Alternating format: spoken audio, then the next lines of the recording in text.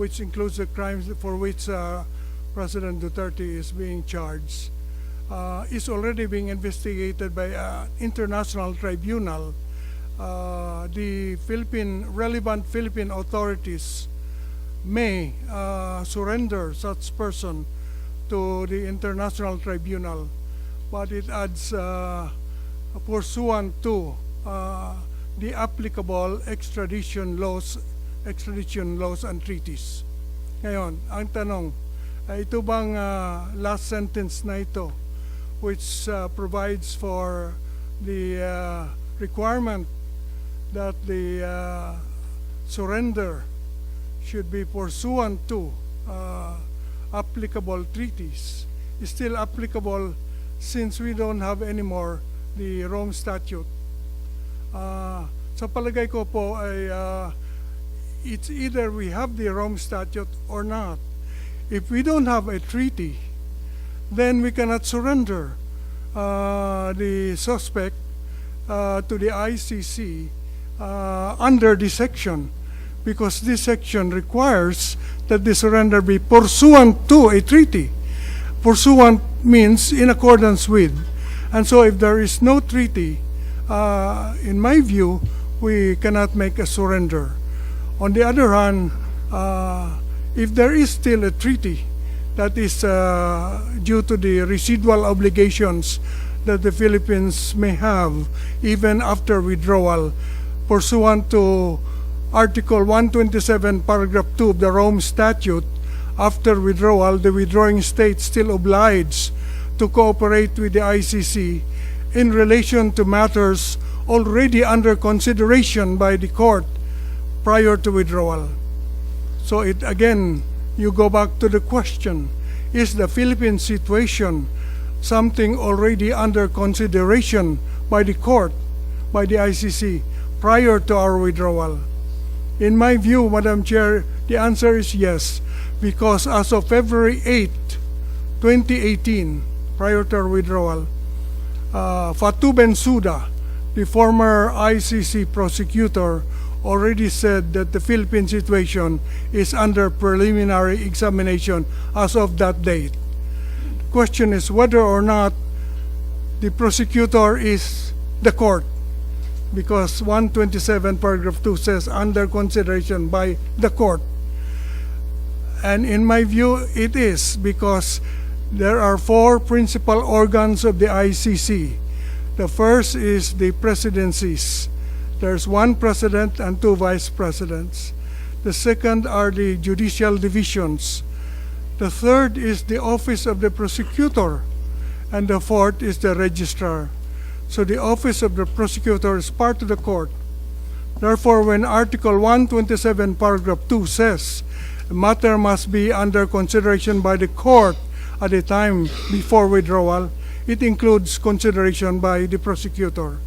And so therefore, I believe we have residual obligations even after withdrawal. Question therefore is whether or not the warrant of arrest issued by the ICC after our withdrawal is something we have to cooperate with. Under 127 paragraph 2, in my view, yes. And therefore, in my view, the warrant of arrest is legal. However, I believe that the surrender is not, because the surrender must be pursuant to a treaty, and therefore our own law, Section 17 of Republic Act 9851, brought back the Statute of Rome, even after withdrawal, because it requires that a surrender must be pursuant to the applicable treaty. And therefore, in this case, the applicable treaty remains the Statute of Rome.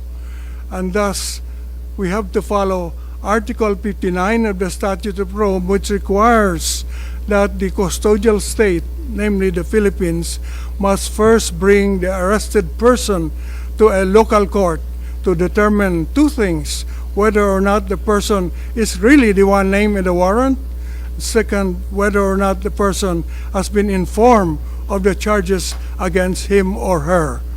This was not done. Therefore, there was, in my view, a violation in the act of surrender. However, Madam Chair, this is in the forum of the Philippines, but in the forum of the ICC, different rules apply. The rule in international law, Madam Chair, is that procedural laws are governed by the forum. So procedural safeguards are applicable only to the forum. If the Philippine Bill of Rights, for instance, which says that no person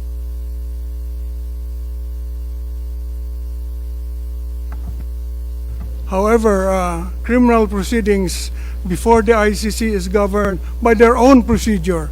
This is in accordance with private international law, that procedures governed by Lex Fori, the law of the forum. And therefore, we go to the procedure in the ICC. In the ICC, I believe they follow what is called mali coptus beni detentus, meaning that even if the arrest is illegal, the detention can be legal. It does not automatically mean that if the arrest was illegal, the person arrested must be released. They will balance, it's a balancing act.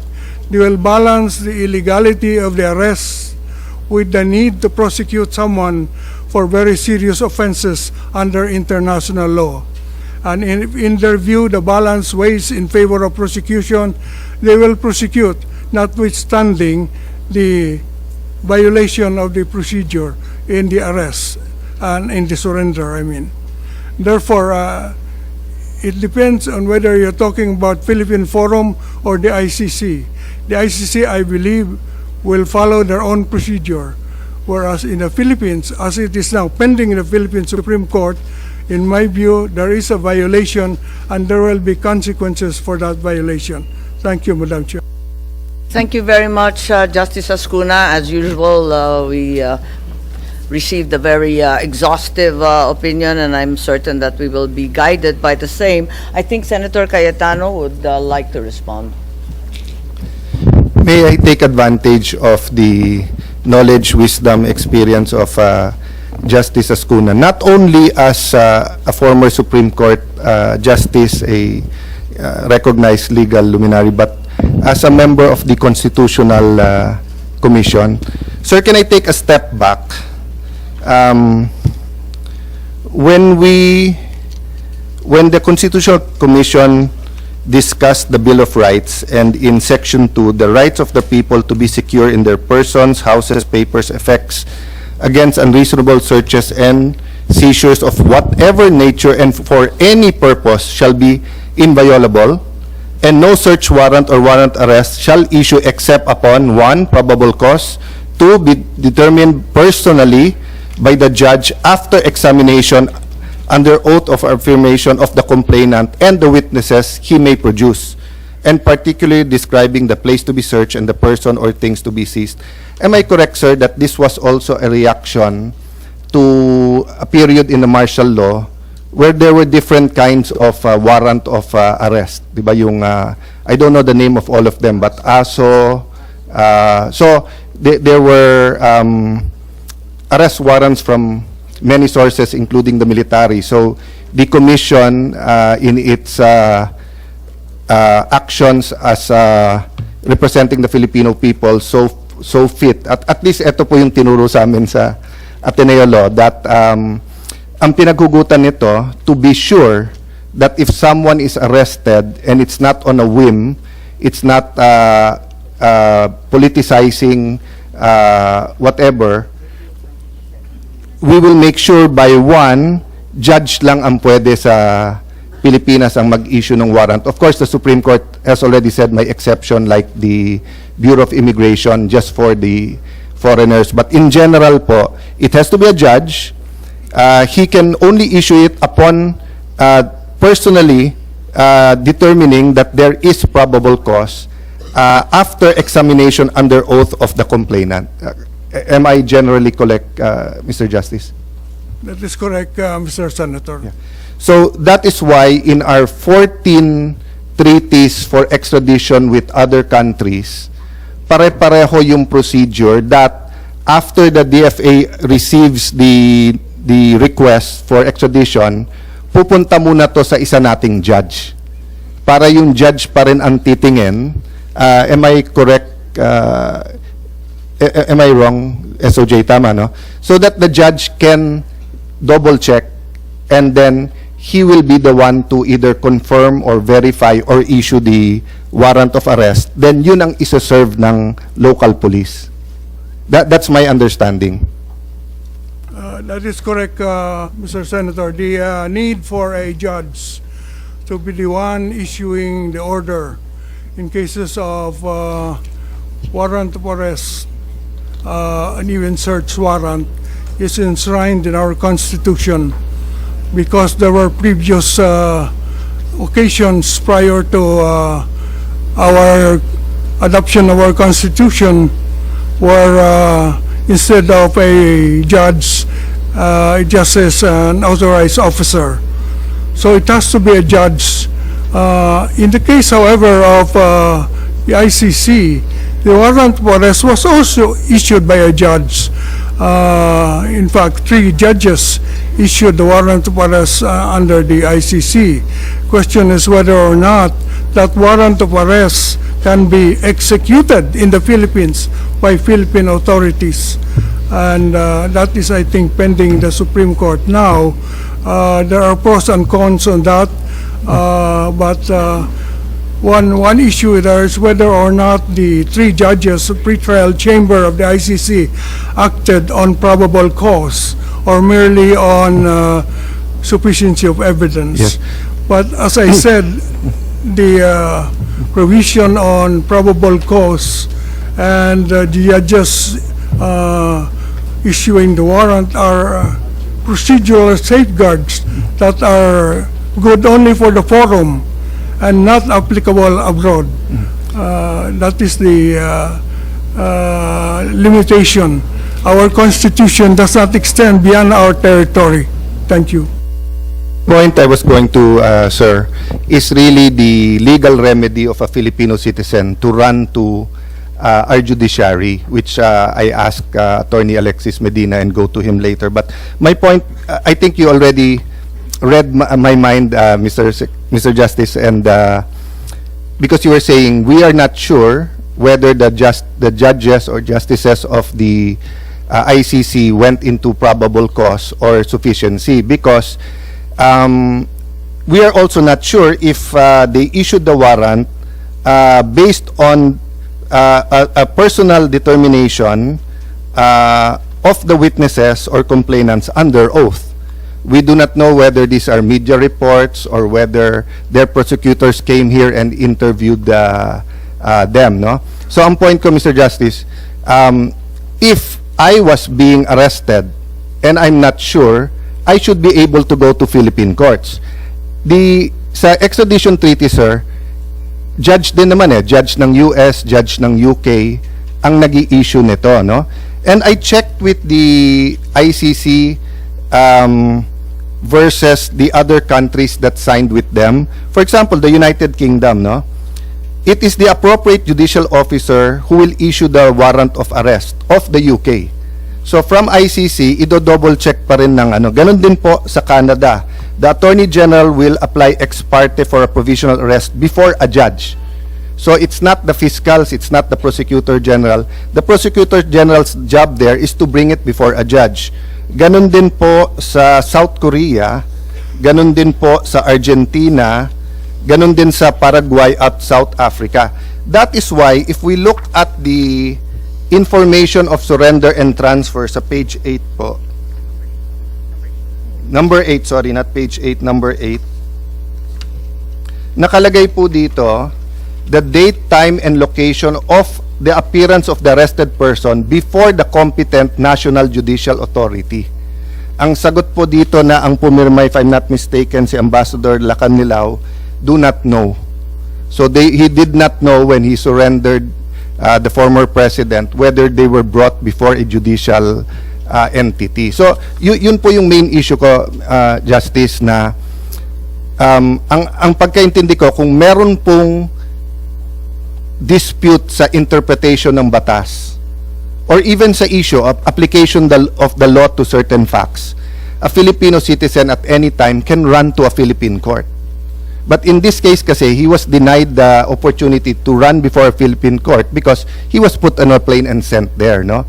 So even assuming I agree with everything you said now and I see the legal basis naman nung sinasabi nyo, sa akin, that remains to be the question on my mind. Can we deny a Philippine citizen the opportunity to go before a Philippine court? According to General Torre, and he can rebut this later on, is that 8 or 12 hours is enough, di ba? But I think mas malaking issue yun kung ang court nag-issue ng TRO within 8 or 12 hours unless, you know, the circumstance. I think at the time na the lawyers applied, hindi nga nila alam na isasakay sa aeroplano eh.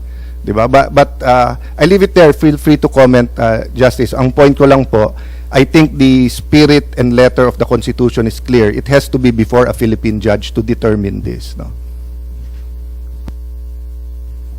In fact, Mr. Senator, the procedure in the ICC calls for bringing the person to a Philippine court first before surrendering the person to the ICC. So if you do not follow that, it can be argued that there is what they call abuse of process. And an abuse of process can be raised in the ICC itself. I think this is what will be considered in the September hearing scheduled by the pretrial chamber. Under the rules, objections to the legality or objections on abuse of process may be raised and resolved by the pretrial chamber, probably at the scheduled September hearing. So this remains still open, even in the ICC. The question of the validity of the surrender in view of the non-observance of Article 59 of the Statute of Rome itself. And the other thing is whether or not such abuse of process is curable. And again, that is debatable.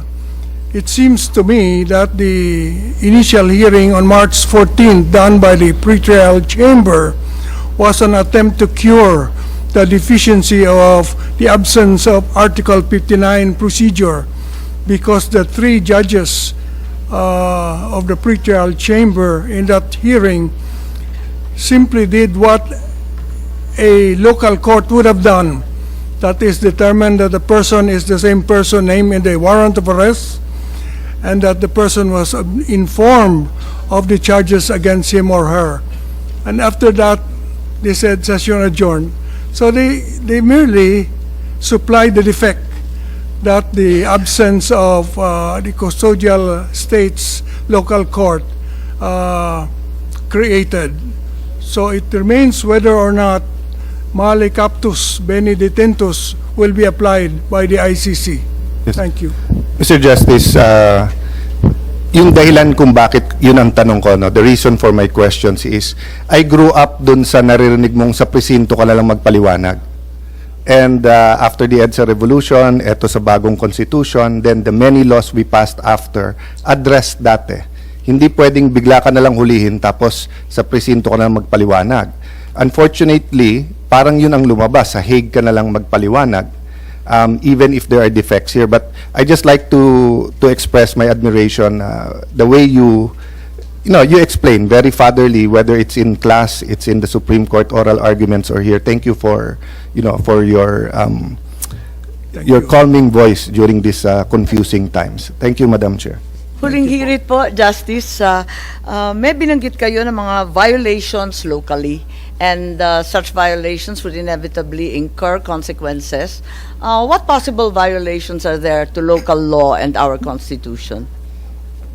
The possible violation, Madam Chair, consists in the surrender without passing through the court, what we call extrajudicial rendition. That issue will have to be resolved by the Supreme Court, whether or not an extrajudicial rendition is valid in the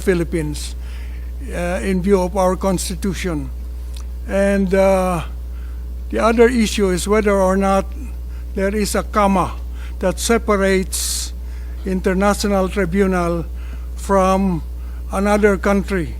In other words, whether or not the colatilia, subject or pursuant to the applicable extradition laws and treaties, refers only to extradition and does not refer to rendition because of comma.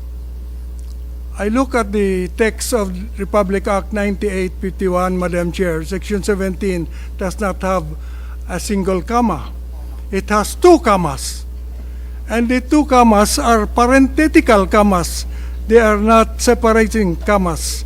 They are parenthetical because they merely enclose the words "if any."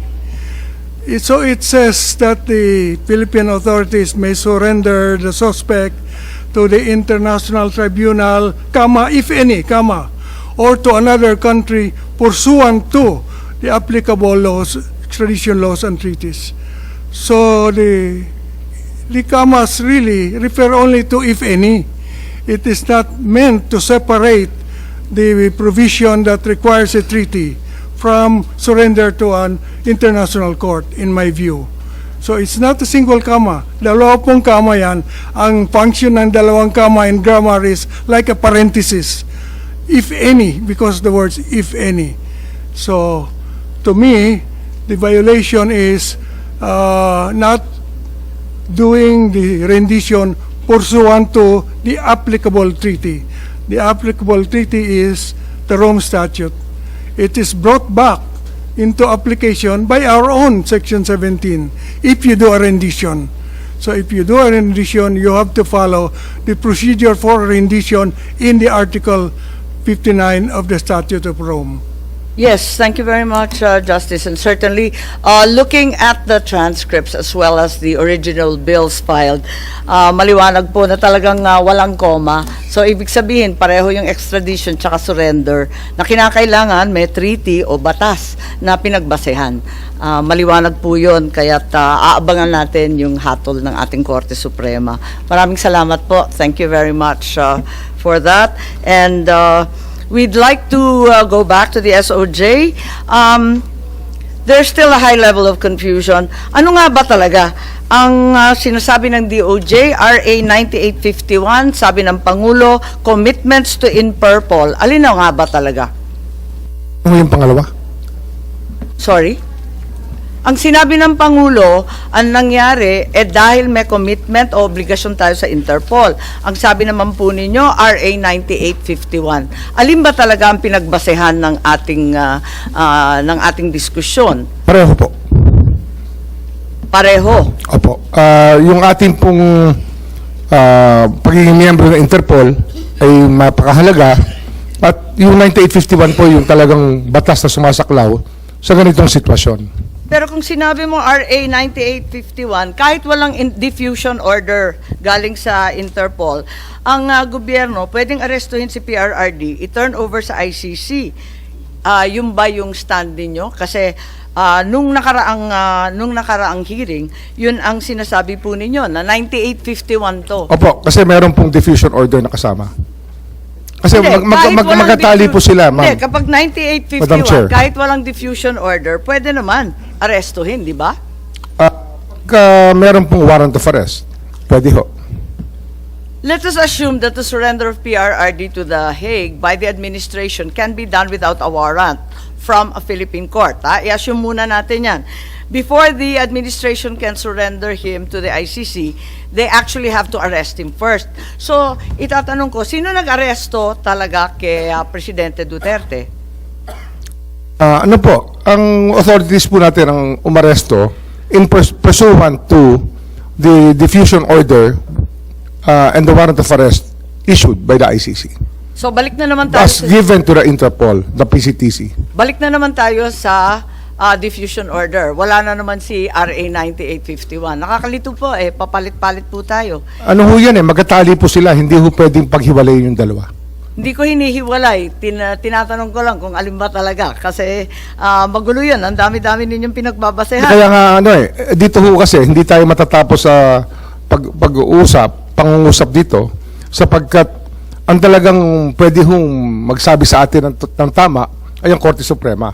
At kaya nga, Hindi, kahit simple na ayaw lang- po natin sabihin, pero ito po talaga ang pinag-uusapan dito po sa mga petisyon na final ng pamilya ni former President Duterte sa Korte Suprema. Hindi, simple lang tanong ko yung proseso, no? So, siguro tanungin natin sa PCTC, who ordered the arrest and ordered the PNP to mobilize? Nung natanggap ninyo, hindi, gusto lang namin maintindihan step by step, hindi masyadong maliwanag sa amin eh.